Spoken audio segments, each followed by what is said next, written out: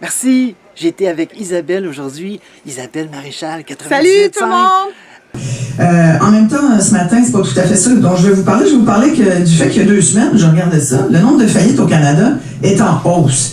Et c'est même le gouverneur de la Banque du Canada qui a dit qu'effectivement, on risquait d'en voir de plus en plus. Ce matin, je voulais aussi qu'on parle un peu des drames qui se cachent derrière tout ça, parce que derrière les gens qui font faillite, il y a aussi des gens qui vivent des difficultés.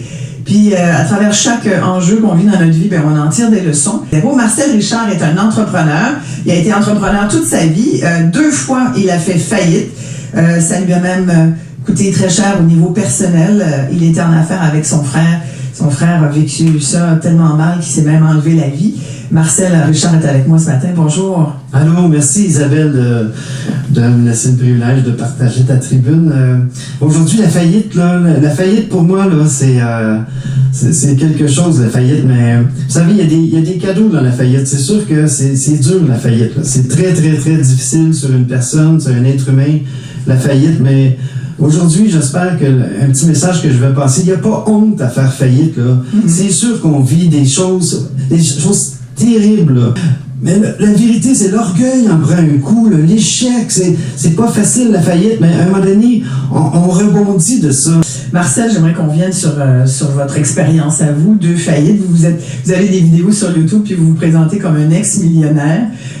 Puis on comprend aujourd'hui que vous avez le sens de l'humour, vous êtes passé par-dessus. Là. Vous avez réussi, vous, à tourner la page.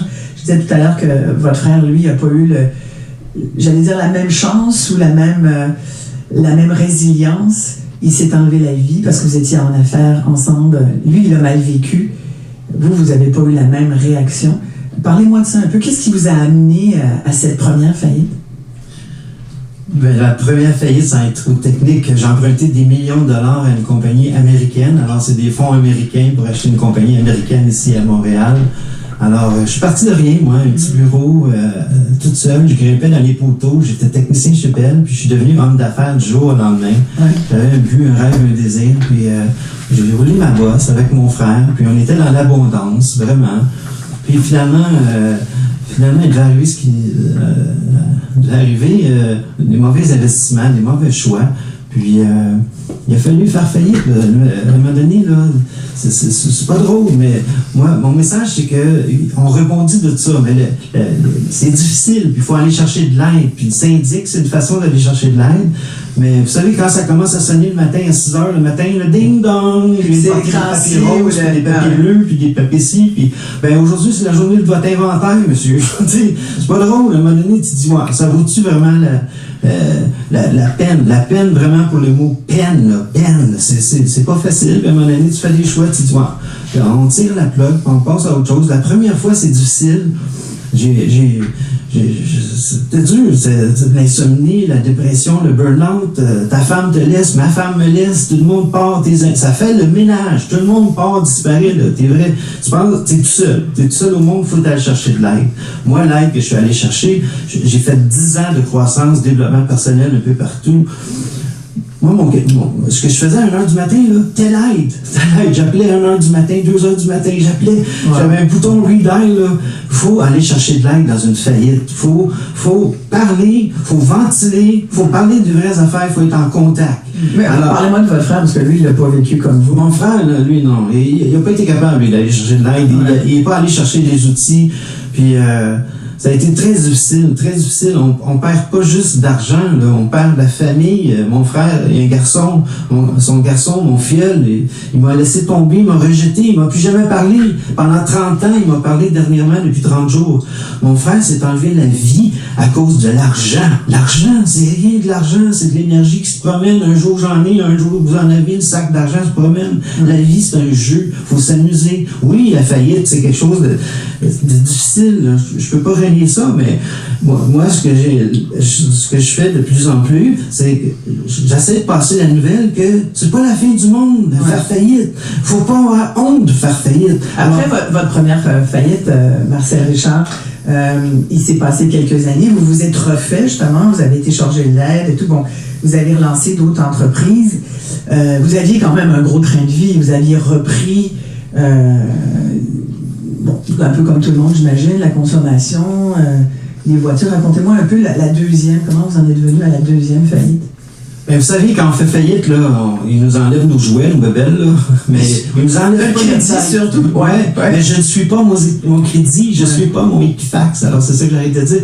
J'arrête pas de dire, c'est le cerveau, là, tu l'as encore ton cerveau d'entrepreneur. Alors, moi, les entrepreneurs, là, vous vouliez repartir. Faites attention aux entrepreneurs, c'est la créateur de richesse. Alors moi, je suis reparti, j'ai rebondi, j'ai pris mon courage à deux mains, puis j'ai passé à l'action. Puis oui, j'ai eu 5, 6, 7, 8 autres entreprises. J'ai été dans l'abondance, je me suis fait arriver encore plein de bébelles puis de jouets, mais j'avais pas besoin. Mais la différence entre ce que j'étais dans le passé puis ce que je suis aujourd'hui, c'est qu'aujourd'hui, j'ai pas besoin de rien pour être heureux.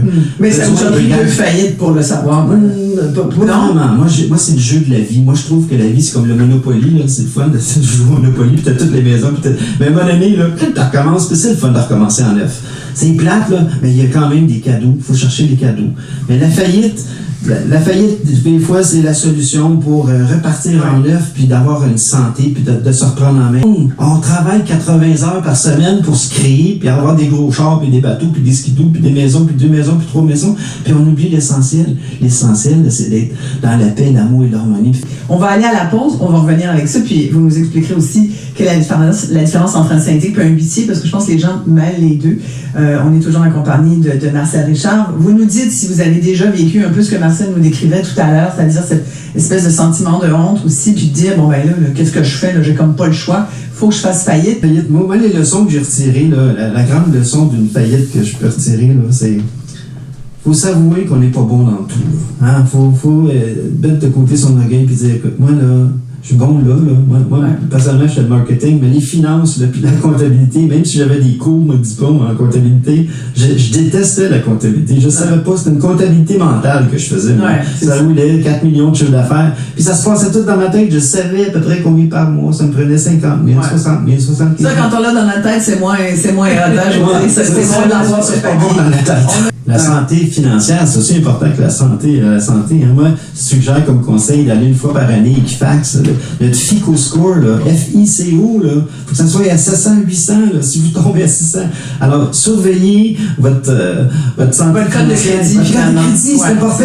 Je ne suis pas ma carte de crédit, mais c'est important quand même. Le faites-vous aujourd'hui, Marcel? À chaque année, je vais voir. Il peut y avoir de la fraude, il peut y avoir n'importe quoi sur l'Equifax. Alors, c'est gratuit. Il faut s'assurer qu'ils enlèvent des vieilles affaires qui pourraient traîner. Un chèque qui a rebondi il y a 20 ans, c'est normal que est-ce qu'on peut dire qu'il y en a un, l'huissier, il veut votre bien puis il va tout faire pour l'avoir, puis le syndic, il peut peut-être vous aider à garder un peu de vos biens. Ça ressemble à ça. Moi, j'aimerais dire, Marcel Richard. mettez votre orgueil de côté. Il n'y a pas de honte à faire faillite. Alors, c'est la santé. Alors, si vous sentez que ça va pas bien, les choses, vous dormez plus, ça va pas bien, allez voir votre syndic, on tourne la page puis on recommence. Alors, moi, c'est ma mission de vie maintenant. Je termine l'écriture de mon livre, s'appelle « As-tu vu, j'ai rebondi ». Donc, as-tu vu, j'ai rebondi, la capacité de rebondir après une épreuve.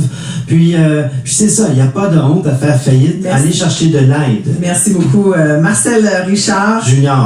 Junior, ex-millionnaire. Ah, merci Isabelle, tu es formidable. Bye tout le monde. Bye.